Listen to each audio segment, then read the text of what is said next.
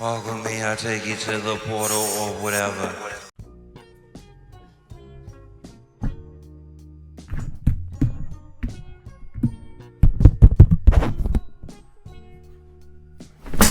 So we need to talk. First off, how was y'all Thanksgiving? Was your Thanksgiving good?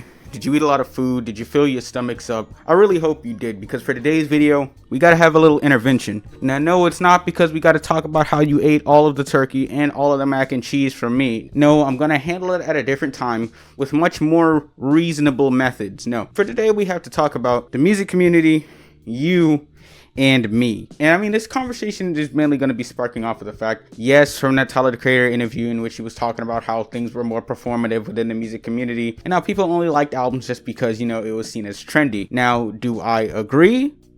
Of course I agree, obviously. But at the same time, of course, I'll be putting my own 2 cents into this matter. Mainly just starting off with the fact of, is liking music in general performative?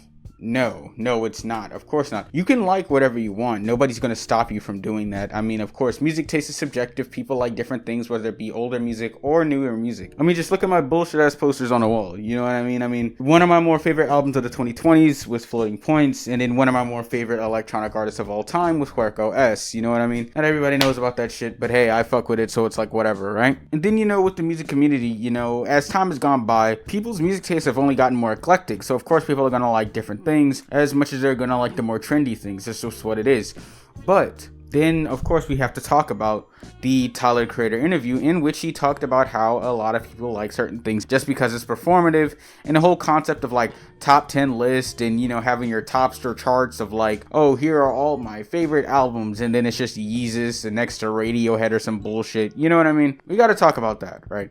Now, personally, in my opinion, there is that part of the online music community that I do have to criticize. I do feel like it is partially performative. I mean, seriously, right? Sometimes, like, is it just me, or am I going crazy? Am I like in the Matrix or something? Because, you know, I tend to see like the same like 10 albums revolve around online music communities like over and over and over. You know, like how much can you talk about To Pimp a Butterfly, or how much can you talk about Good Kid, Mad City? It's like when people say like Good Kid, Mad City has better replay value and To Pimp a Butterfly is the better album. Like, I don't know. Like, what do you mean by that? You know, just say which one you think is better, you know? And I mean, if we're going to talk about replay value, I mean, To Pimp a Butterfly has tons of replay value, I would feel. It's got some absolute bangers on there. Sure, the topics are going to be a little bit more tougher, but at the same time, I mean, I don't know, man. Maybe it's just not meant for every audience. I don't know. And then there's also the factor of like, you know, you got online influence, you know what I mean, with guys such as Fantano and everything like that, who kind of came in, you know, with their 10s out of 10s, and now everybody kind of just dick rides a lot of these albums. Like, prime example, right? We gotta take Death Grips. Take The Money Store. I don't get how that's a 10 out of 10. I tried listening to that album, but it genuinely just sounds like a bunch of bullshit to me. Or take To Be Kind by Swans. I believe that's also another 10 out of 10 from Fantano. I'm gonna be honest, right? Now, I'm a fan of like the long, distorted, you know what I mean, more melancholic style sound, whatever, in my music, whatever. I could fuck with it, right? I listen to Have a Nice Life, but when I listen to To Be Kind by Swans, it's like a genuine snooze fest. Like, dog, I've tried multiple times to listen to this album. Each time it just ended with me knocked out on this bed. Like, I don't get To Be Kind by Swans, and I'm so tired of people recommending that album. Please pick something else. But, you know, and I mean, it all kind of comes together to just that like final fact of like, I mean, yeah, like I feel like a lot of people do kind of just like fuck with shit just because, you know, like, do y'all really be listening to these albums? Or I'll say this, right? Because if there's one thing I've seen a lot of younger audiences do, is that they'll like gas up older albums and like, I feel like tend to have a weird disregard for anything modern, you know, which I never fully understood, because it's just like, I don't know, I feel like you should be able to appreciate the creations and the art of your time. And I mean, don't get me wrong, if you fuck with an album from 1999, you can do that, and you were born in 2005, you can do that, but it's like, I feel like I need a more definitive reason on why you would even like this album in the first place, aside from the fact that it's just a part of pop culture. You know what I mean? Like, why do you like NWA and you're only 14? Like what even got you into this in the first place? Like, what are the drawing factors for NWA? You know, what were the influences that even brought you to this point? You know what I mean? But I don't know. Like, am I yapping right now, or am I spitting facts? I don't know. New generation, you gotta tell me. I don't know.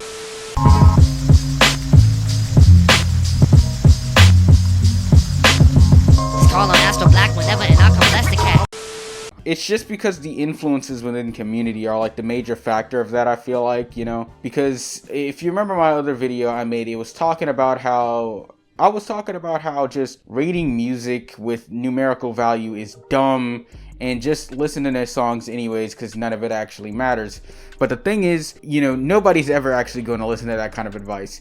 People want to feel validated on their music taste, you know what I mean? That's why people make top 10 lists, you know what I mean? You know, people just want to be able to put things in some sort of numerical value or some sort of numerical order, you know what I mean? To make it feel as if, yeah, I know what I'm talking about because it has a number next to it that I gave it. When it comes to the music community, I still see in the factors of how people will get triggered, or people will be heavily influenced by a single number that a single person said, because especially if it agrees with them, or at least somewhat stays aligned with how they feel about a certain project or a certain artist or whatever, then I mean, they're just gonna go with it, you know? Even just name value, right? Or just even slight praise from like more larger like music pages and music blogs online or whatever can help influence how people feel about music greatly, I feel like. I mean, prime example, let's start here by Lil Yachty. Now, it's not a bad album. It's not. I'll give Yachty credit where it's due. It's a decent project, but I feel like, would I call it an album of the year? Hell no, I'm not calling that shit an album of the year.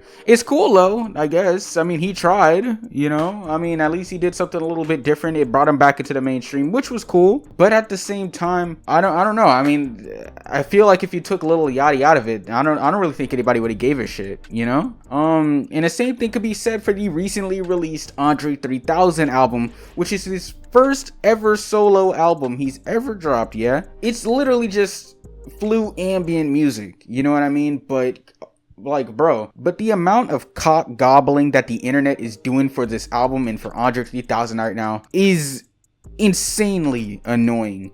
I mean, this is genuinely a perfect example of, bro, if you just took the name out of this project, nobody would give a shit at all in any extent, you know what I mean? And I ran through it.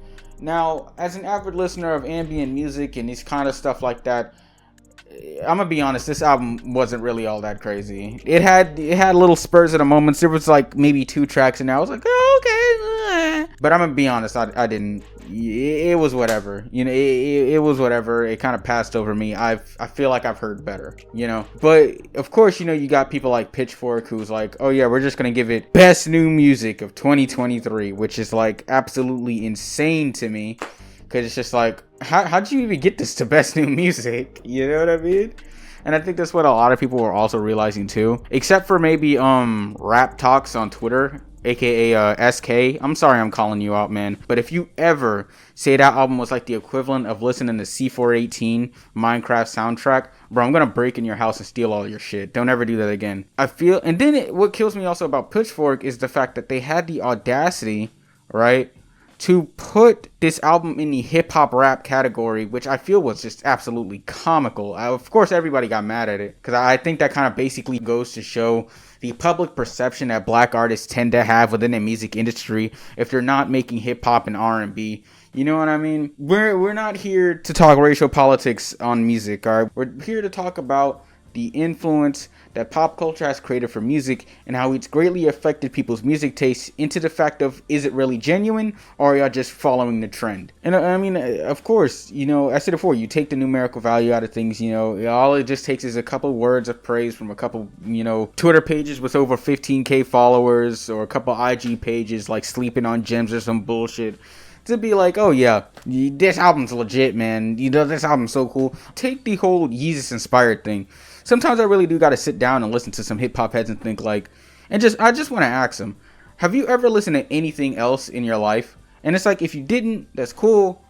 But it's like, Just because a hip-hop artist is something that is slightly different from the norm does not make it Yeezus inspired. I'm so tired of people taking anything that is experimental or anything that kind of just bends the rules a tiny bit and are all like Yeezus inspired. Like if that was the case, Death Grips would be Yeezus inspired, even though Death Grips was a thing before Yeezus was a thing. So it's like, where are y'all even getting the whole Yeezus inspired thing from in the first place? You know what I mean? Like, imagine if Kanye just didn't drop Yeezus. What would people be saying? You know, like, what would be the Utopia inspired? Like, you know what I mean? Like, it's shit like that, man. Like, that's the stuff that I feel like tends to be performative, because it's just like, I don't know, do y'all really know what y'all talking about? No, but it's like, I guess at the end of the day, right, the point I'm trying to make here is the fact that, like, the influence that the online music community has on people's music taste and just people in general has become pretty large, and in a sense it's kind of made people kind of bullshit their way into liking things, you know what I mean? Or even like how, like, with certain fan bases, like how when NBA YoungBoy was featured on Tyler the Creator's album, and now all of a sudden everybody liked YoungBoy just because he was featured on Tyler the Creator's album, because that's what it was. Y'all only fuck with him because he was with Tyler. Listen, because any other time y'all will shit on YoungBoy without reason. Now, and I'm not gonna lie, I give YoungBoy shit too, but it's like, bruh, he literally did a verse that was no different than anything else you could have heard on his own music, but the fact that he did it with Tyler was the fact that y'all like it. That's the shit that I'm talking about. Like, it's performative and it's dumb, and a lot of y'all don't really be fucking with shit as much as y'all feel like y'all do. And that's kind of just the point I wanted to make here. So, you know, in the end, what I'm trying to say is, you know, if you actually like some shit, I feel like you should really be able to like some shit. Alright, don't like it because it feels like the musically correct right thing to do. You know what I mean? Don't dislike something just because it feels like the musically correct right thing to do. If you like Weezer, like Weezer. Alright, if you like AJR, you can like AJR. I'm gonna make fun of you, but you can like AJR, dude. I'm not gonna stop you. You know what I mean? But yeah, I don't want to hold y'all up for too long. This was kind of a shorter rant on my hands, man. It was kind of just sitting in my head, and I needed to put something out. I hope y'all days are going great. I'm gonna go watch Browns football and Eagles football. You know, go Browns, go Eagles, and y'all have a good rest of y'all week, man. I'm out. Peace. Alright kids, my voice is back, and now I can finally tell you that I'm standing outside of your windows. But if you like the video, feel free to subscribe as well, follow my IG and Twitter, and follow Chocolate on Instagram for more illustrations. And on that note, I'll see you guys next time when I teach myself how to fly using only plastic feathers glued onto consumed chicken legs. Peace. Y'all ain't never see a motherfucker order the y'all mean off the X Beezy. Order the motherfucker off the X Jiggler Fuckler Monoculous sees on a Jiggler Fuckler Utes.